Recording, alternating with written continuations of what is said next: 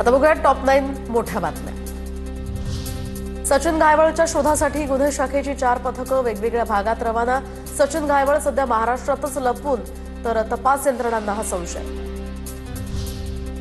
निलेश घायवळ प्रकरणामध्ये पुणे पोलिसांची विनंती इंटरपोलकडून मान्य। पुणे पोलिसांनी ब्लू कॉर्नर नोटीस पाठवल्याचीही केली होती मागणी।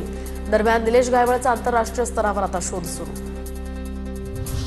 पुण्यात दिलीप खेडकर कुटुंब आज कोर्टात हजर राहण्याची शक्यता, तर शासकीय कामकाजात अडथळा आणल्याप्रकरणी चतुर्शृंगी पोलिसात त्यांच्यावर गुन्हा दाखल।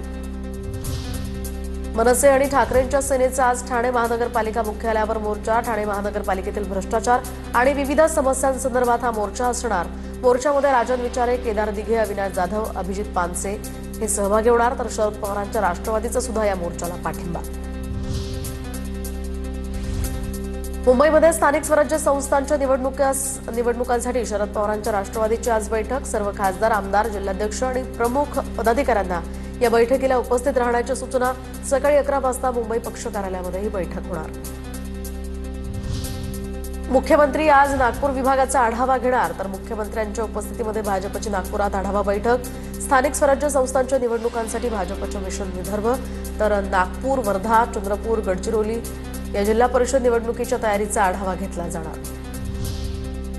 मुंबईमध्ये महाराष्ट्र प्रदेश काँग्रेसची आज बैठक। राज्यातील प्रमुख नेते या बैठकीला उपस्थित राहणार। टिळक भवनात या बैठकीचं आयोजन।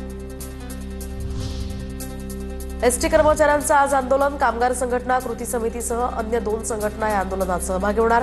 एसटी कर्मचाऱ्यांचे थकीत 4000 कोटी देण्याची यातना मागणी।